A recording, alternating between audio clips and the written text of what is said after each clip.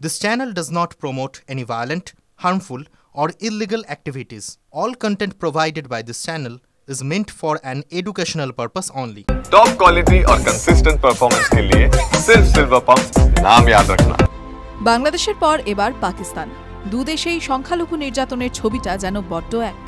গতকাল সে দেশের হিন্দু নেতা ভবেশ চন্দ্রকে বাড়ি থেকে অপহরণ করে ৩৩০ কিলোমিটার দূরে নিয়ে গিয়ে পিটিয়ে মারল একদল দুষ্কৃতীরা। এবার প্রায় একই রকম ঘটনা পাকিস্তানে। সেখানে হামলার মুখে পাকিস্তানের হিন্দু মন্ত্রী। কারা ঘেঁষে রক্ষা হয়েছে প্রাণ। রবিবার পাকিস্তানের প্রধানমন্ত্রী শেহবাজ শরীফের মন্ত্রিসভার ধর্ম বিষয়ক হিন্দু মন্ত্রী খেয়ালদাস কোহিস্তানের ওপর আক্রমণ চালান একদল দুষ্কৃতী। জানা গিয়েছে পড়শি দেশের দক্ষিণাঞ্চলের সিন্ধ প্রদেশে একটি সরকারি সেচ প্রকল্পের বিরোধিতায় পথে নেমেছিলেন বেশ কিছু বিক্ষোভকারী।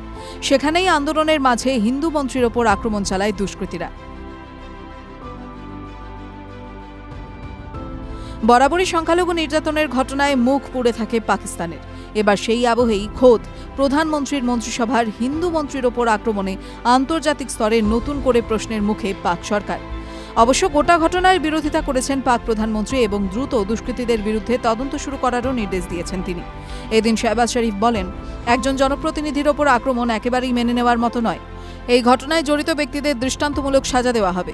এই প্রসঙ্গে সিন্ধ প্রদেশের মুখ্যমন্ত্রী সাইদ মুরাদ আলী শাহ বলেন, বিক্ষোভ দেখানো যেতেই পারে, কিন্তু নিজেদের হাতে আইন তুলে নেওয়ার ক্ষমতা কারণ নেই। টিভি9 বাংলা ডিজিটাল।